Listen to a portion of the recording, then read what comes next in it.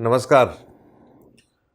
आज का जो वीडियो है वो वर्तमान समय में जो राजनीतिक उठापटक चल रही है और ख़ास तौर से धर्म के नाम पे उस पे मैं अपने विचार रख रहा हूँ। और मेरे विचार क्या है, ये तो बहुत से लोगों ने मुझे मेल किया और मैंने काफ़ी सोचा कि मैं धीरेन्द्र शास्त्री के बारे में कुछ चर्चा करूं कि नहीं करूं।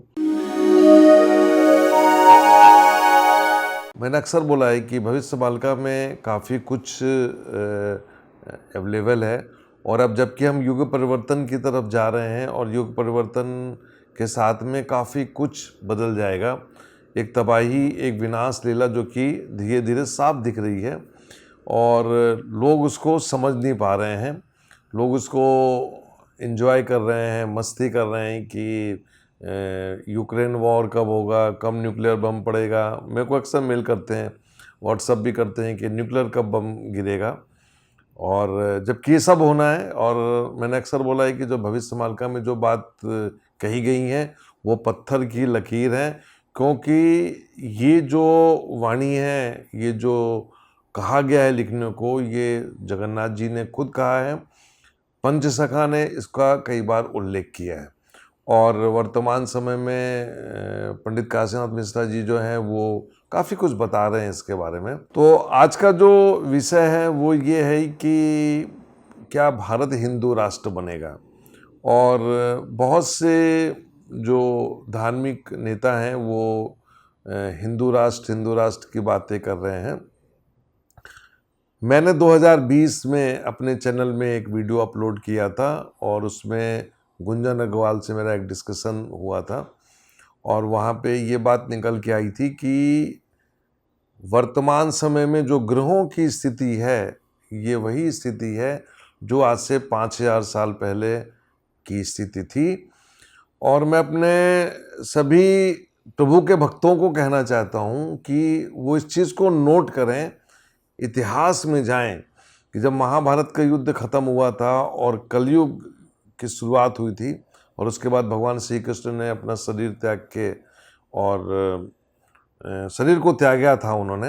हालांकि वो आज भी यही हैं, इसी धरा पे हैं और उनके रूप नज़र आते हैं। बस आपको मेडिटेशन और तन मन धन वचन कर्म से यदि आप उनके हो गए तो मैं समझता हूँ कि वो दिखते भी हैं। मैंने ऐसा अनुभव किया, और एक बार नहीं, कम से कम कईयों बार मैंने किया है। मैंने अक्सर बोला है कि भविष्य मालिका में जो लिखा गया है उसके हिसाब से प्रभु का जन्म हो चुका है, प्रभु इस धरातल में आ चुके हैं, इस धरा में आ चुके हैं, और वो 64 कलाओं से परिपूर्ण है।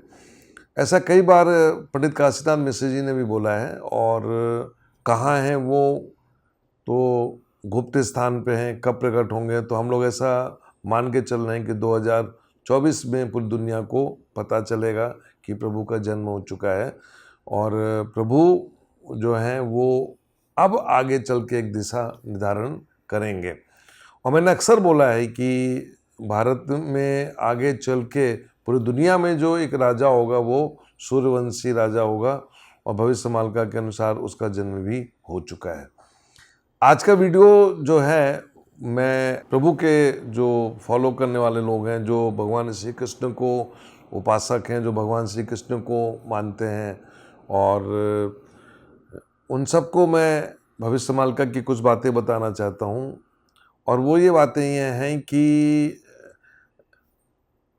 हिंदू राष्ट्र की जो बात करते हैं, हिंदू धर्म की बात करते हैं, वो एक मिथ्य है। हिंदू की जगह वो सनातन परंपरा है, सनातन धर्म है। और ये सनातन धर्म जो है पूरी दुनिया में फैलेगा, वापस आएगा 2032 के बाद। आप देखिएगा कि पूरी दुनिया जबकि पूरी तबाह हो चुकी होगी, और प्रभु के आदेश पे एक सनातन परंपरा शुरू होगी, और एक नई परंपरा हम देखेंगे जो लोग बचेंगे। तो मैं अपने सभी मित्रों को भी ये कहना चाहता हूँ कि वो सनातन परंपरा, सनातन के बारे में सोचें। और वो एक वे ऑफ लाइफ थी। जितने भी मैन मेड रिलीजन है, इंसानों के द्वारा बनाए गए जितने भी धर्म हैं, वो सब विलुप्त हो जाएंगे। मैंने कई संतों को भी ये सुनते हुए, ये कहते हुए सुना है कि इस प्रकार सब धर्म खत्म हो जाएंगे। तो अब जब कि इस संधि काल में हम जब देखते हैं तो मुझे बड़ा आश्चर्य होता है जब वो हिंदू राष्ट्र की बात होती है।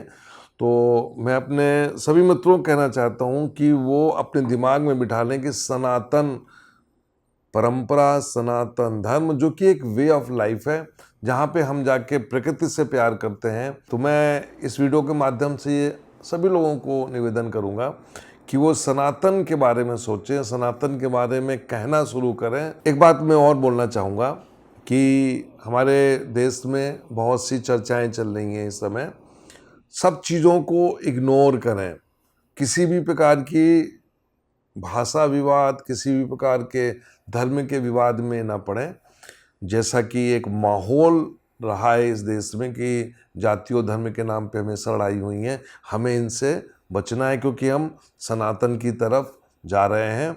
और वो सनातन परंपरा जो होगी वो बहुत खूबसूरत परंपरा होगी। मैं आपको बता रहा हूँ, आप थोड़ा सा ध्यान या मेडिटेशन भी जाना शुरू कीजिए। 2024 के बाद आपको पता लग जाएगा कि कौन इस धरा को कंट्रोल करेगा। मैं अक्सर एक डायलॉग बोलता हूँ कि मकान मालिक आ चुका है और वो पूरी धरा को अपने हिसाब से परिवर्तित करेगा। सर्वदमन जी से एक बहुत अच्छा मुझे बात पता लगी, क्योंकि उन्होंने कृष्ण का रोल किया था और वो कहते थे कि जब मैं कृष्ण का रोल करता था तो ऐसा लगता था कि कृष्ण खुद उनके ऊपर आ चुके हैं। और एक बहुत अच्छी बात उन्होंने कही कि हमको वृक्षारोपण करना चाहिए। प्रभु भी यही कहते हैं कि जिस स्थिति में वो इस धरा को छोड़ के गए थे वो पूरी बर्बाद हो चुकी है। इंसानों ने पूरी जमीन को बर्बाद कर दिया है और अब देखिए प्रकृति धीरे धीरे करवट बदलते शुरू कर रही है और हम एक विनाश की तरफ बढ़ रहे हैं। बहुत कुछ होगा। भविष्य मालिका से रिलेटेड मैं कई वीडियोस दे रहा हूं अपने दूसरे चैनल में। ये वीडियो जो है मेरे उन सभी प्रभु के भक्तों को समर्पित है और उनसे मैं कहना चाहता हूं कि वो हिंदू राष्ट्र या हिंदू धर्म की बातें अब अपने दिमाग से निकाल दें, सनातन की बात करें, सनातन परंपरा की बात करें। एक बात और कहना चाहता हूं कि जो कि मुझे सर्वदमन जी ने बताई थी कि कभी भी कोई किसी का भाग्य नहीं बदल सकता। ना कोई साधु बदल सकता है, ना कोई संत बदल सकता है, ना कोई जादूगर बदल सकता है। तो हमारी ये जो एक आदत रही है ना कि हम चमत्कार को नमस्कार करते हैं, तो वो आदत को भी हमको बदलना पड़ेगा। इस विनाश के समय में ये चमत्कार को नमस्कार जो बातें होती हैं, बहुत से जो आजकल साधु बाबा लोग हैं जो चमत्कार करने की बात करते हैं, मैं आप सब लोग को बताना चाहता हूँ, आपके भाग्य को कोई नहीं बदल सकता। जो आप अपनी बैलेंस शीट लेके आए हैं वो आपको भोगना है। एक अच्छा ज्योतिषी जो होगा वो आपको एक रास्ता बता सकता है। एक बात मैं और बताना चाहता हूँ अपने फॉलोअर्स को कि जितने भी अच्छे साधु संत होते हैं वो जनता के बीच आने से बचते हैं, वो हमेशा एकांत में रहते हैं। आप सोचिएगा, गूगल में सर्च कीजिएगा, किताबों को पढ़िए, जितने भी साधु संत रहे हैं वो हमेशा जंगलों में रहे हैं, हिमालय में रहे हैं, एकांत में रहे हैं, मौन व्रत में रहे हैं। क्योंकि मौन व्रत के बाद टूटता है, जब भी वो किसी को कुछ बोलते हैं तो वो बिल्कुल वैसा होता है, उनमें वो ताकत होती है। बाकी आप ये सोचिए, मैंने अभी एक कमेंट्स देखा था धीरेन्द्र कुमार शास्त्री जी का, बागेश्वर धाम के जो संत हैं, भक्त हैं, वो खुद भी वो कहते हैं कि मैं किसी का भाग्य धर्म नहीं बदल सकता हूँ और मैं एक रास्ता बताता हूँ। तो मैं समझता हूँ कि बहुत अच्छी बात करी है कि, लेकिन मीडिया जो है जिस ढंग से उनको उछाल रहा है, मैं ये नहीं चाहता कि कहीं देश में आपस में मनमुटाव हो। इस युग परिवर्तन के दौर पे हमें भविष्य मालिका में लिखिए जो वाणी है उस पर तब ध्यान देना चाहिए। और इसके लिए मैंने अक्सर बोला है कि काशीनाथ मिश्रा जी ने जो अक्सर कहा है अपने प्रवचनों में, अपने श्रीमद् भागवत पुराण के पाठों में जो कथा करते हैं, सनातन की वो बात करते हैं और बताते हैं कि हम सनातन की तरफ बढ़ रहे हैं।